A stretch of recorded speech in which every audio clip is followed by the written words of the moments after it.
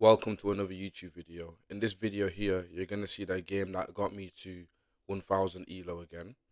As I've said in my TikToks, on my Instagram Reels, on my Shorts, I somehow managed to get myself into a position where not only do I go to 1000 ELO, but I go below it. The lowest I reached today was I think 965 ELO, but then I locked in and then I went on a winning streak, and this is the game that got me back to 1000 ELO.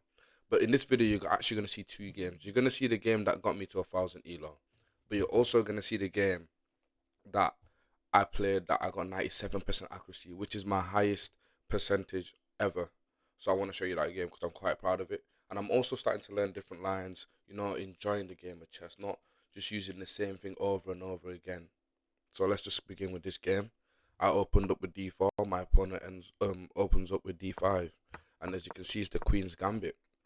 And this game here isn't the high accuracy game, so there is going to be a lot of errors that are going to be made, which is to be expected of people of 1000 ELO. But again, I thought here a good move was to attack the knight because I'm attacking it with a pawn, so he's gonna have to move it again, which is what he does, and he moves it to the best square. But that's the thing. I think my problem is I lack well, sometimes I lack the ability to think about what happens after I make that move, and that's what the people in the stream um today were telling me. And now that I've started to actually think about what would happen after the move, I'm starting to have success, which is what happened in the game I'm going to show you later. So I obviously make a blunder here by taking that pawn, but I didn't believe it was a blunder because his his bishop is covered by the knight, so I thought it was a free pawn. But he obviously finds a great move here, and then I find the best move, and then he takes and I take, and then he plays a great move again, which is to retreat. And now he's up 3 points of material.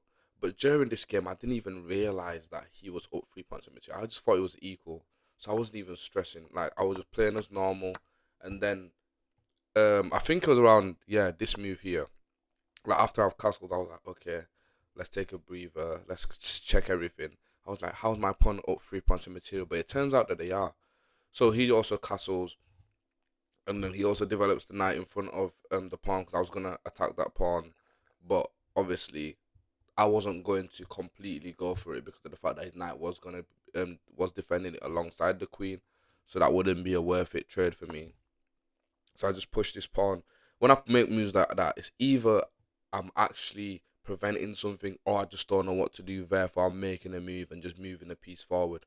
So in that situation, I do think I was just moving a piece forward. He attacks my queen. I go there, which is the best move. He defends his knight. I attack the knight. He attacks my queen. I retreat. He retreats, and I take the pawn, which is obviously the best move. And now you're gonna see me finally start to get in the game, but you're also gonna see like a roller coaster of emotions with this evaluation bar. But I'm not even sure if you can see it. But I'll just take my word for it. So here, after queen takes a7, right? My opponent makes a blunder by giving me a free knight, which I take. Thank you very much. And he plays b8, attacking my queen. So then I obviously retreat again. And then my opponent makes another blunder of another knight, which I do take again. Thank you very much. But guess what? That wasn't the only thing that was happening in this game. My opponent wasn't the only one making blunders because after d5, for some reason, I just was like, let's trade queens. So I offer a trade of queens, and guess what? That means my opponent is able to take my knight. So now we're both just making really bad decisions. Again, we're still not even making the best moves or good enough moves. We're making inaccuracies. But again, we're both, well, I was close to 1000 ELO, and I'm guessing he's also nervous because he wants to get to 1000 ELO. He or she, don't even matter. But yeah. So I developed there. Even though earlier, like this was an inaccuracy here, right? But just one move later for me, it's a mistake, which is pretty crazy. He also plays a great move here, and I shouldn't have ever let the pawn get that far ahead because when I was looking at that pawn advancing, I was just believing, oh, he's just gonna take, but I just realized that he could actually just push it and threaten checkmate. So here I end up making a blunder by losing my rook because my only move here was queen to f1 because it would have prevented the checkmate because I would have just traded queens and stuff. So here he wins the rook, and I'm probably like, oh, the game's over. I don't know what I'm gonna do. But guess what? Somehow, magically, right, my opponent loses the game by allowing me to do en passant, which is a great move. How many of you can say you've had a great move with en passant? And then they blunder completely because it got mate in 5 by pushing that pawn, and I will just let the game show you what would have happened. So this is how things would have proceeded to go, and that would have been checkmate. On to the next game. As I was talking about previously, this is the game that got me to 90. This is the game that got me 97% accuracy. 97.9. So let's just say 98. And here I used the Reti gambit, and they accepted it. And this is something I've just been learning just today. And it turned out that my opponent just ended up playing into everything I was learning, and I was able to understand why I'm making the moves, what they were trying to target, and I just continued playing. Obviously, my opponent here does not even play the best moves. That's why I'm able to get such a high percentage and capitalize on their mistakes. And it's not even too long of a breakdown, but yeah, I'm just proud about the fact that I was able to get this 97% accuracy game. So he obviously develops the knight to make sure that his queen's protecting the rook. I castle, and then he attacks my queen. But then obviously I can give a check, and then he goes back. And then I'm just focusing on development. Obviously, he wants me to develop my knight the other way, but it's not really all that important because I still won the game.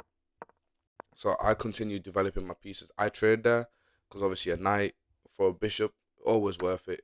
He takes and I take that pawn. So now I'm up 2 points of material. And then he develops again, trying to attack my queen.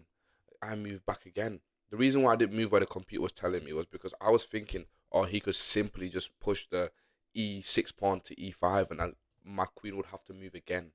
But then I could have taken the knight. Wow. See, sometimes in the moment you just be panicking for no reason. But either way, he goes there trying to attack my bishop. But for some reason, he's hung his knight by doing that. So I take it. It's mine. Give me that. And then I just continue developing as normal. And this moment here was basically game over because I've got 2 rooks and a bishop. He's only got 1 rook and some pawns. And he continued going for some reason, which is fair play to him. But eventually, once we started advancing our pieces, there was just no chance for our opponent to really do anything. And he later does resign when I obviously take that pawn. So I guess that pawn was just the final straw. But I hope you enjoyed this video, and please leave a like, comment, and subscribe. Check out my Twitch, Chess with B6K6, same as my YouTube. Check out my Instagram and my TikTok. They're all the same. And I hope to catch you in the next one. Take care.